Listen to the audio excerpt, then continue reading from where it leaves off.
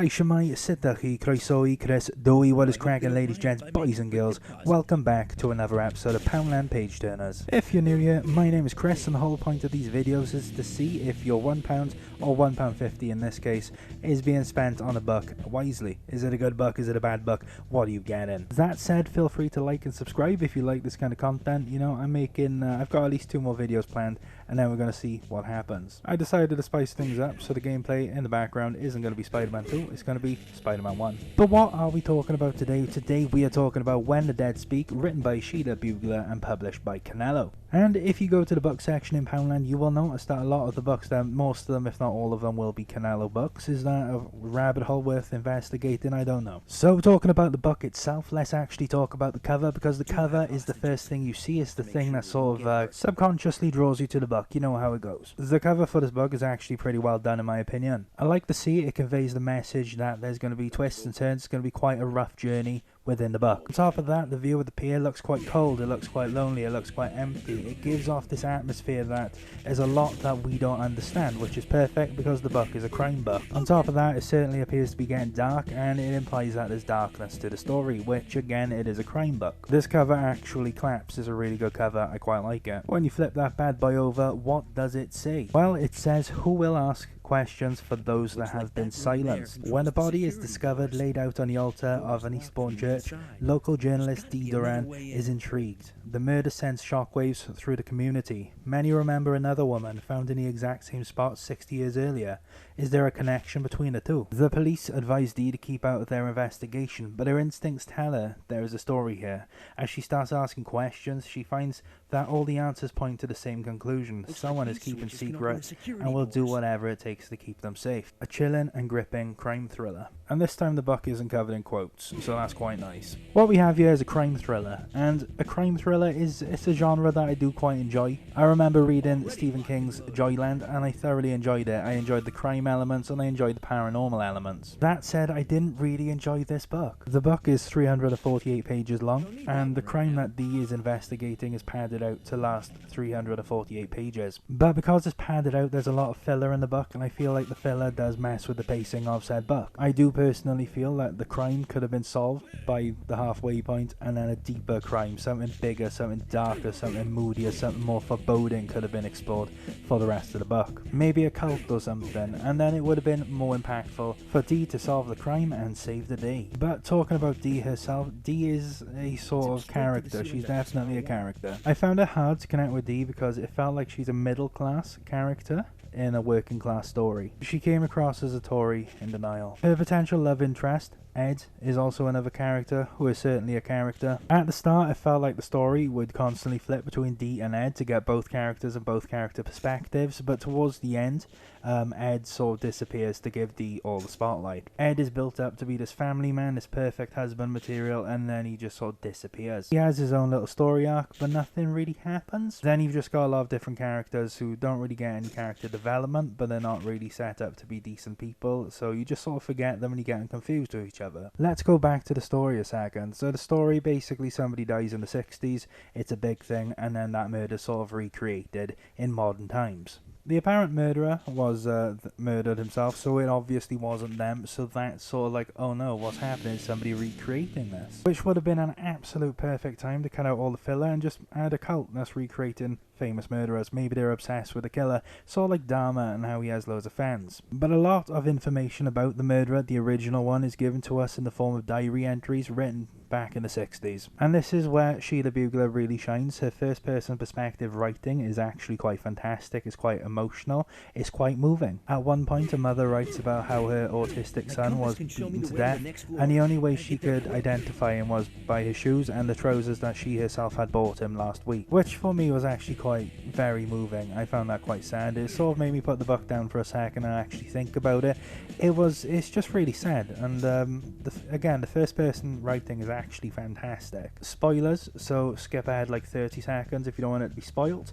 The murder was pinned on an autistic man, which is sort of revealed to us by a researcher who's done their own research, combined with the letters. And I don't know about you guys, but growing up, back when I was in school, there wasn't very much awareness surrounding autism, ASD, and spectrum disorders, so a lot of these people would just be ruthlessly bullied. And nothing would ever happen because the bullies in question, their parents were either incredibly wealthy or they were in prison. I don't know, I just hate bullies, I suppose. I despise them. But I digress. Back to the story. It just sort of feels like everything's fed to Dee, and then Dee comes to the conclusion she figures things out because all the information has just sort of been slowly drip-fed to her. A European woman called Joanna's then murdered, and that sort of, I don't know, it just never felt important to the story, but it just sort of seems to be important to the story, but nothing.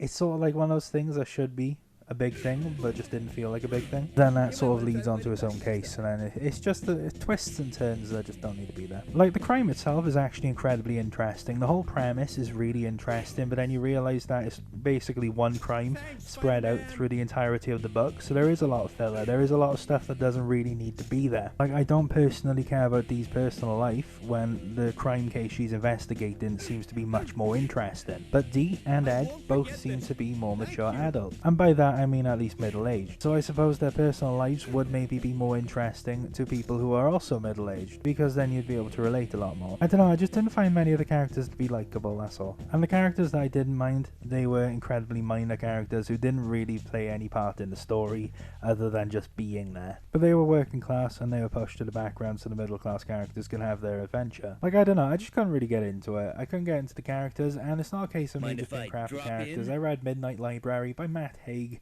and there's a bunch of different characters, and I remember remembering all of those characters. All of those characters were different enough, interesting enough for me to remember them, but I just feel like in this book, the characters themselves are just bog standard copy and paste posh people who just don't really have much personality. Well, the personality that they do have just screams that they go to the pub, have 2 glasses of wine, and just cause problems for absolutely everyone around them. Ed wasn't too bad because he just does bloke things, but he's quickly delegated to NPC mode, whilst the others just sort of come across as if they voted for Brexit. So although you got quite emotive writing when it comes down to first person accounts, diary entries, a lot of it is just padding. It's a lot of filler when there could be more interesting twists and turns put in there. For instance, like I said earlier, I think around about 150, page 150, Dee should have solved the main crime, but then she should have found that there's actually a cult recreating these murders, a la, you know, those people who are obsessed with Jeffrey Dahmer, you know, that kind of thing. And then she's thrust into like a seedier underside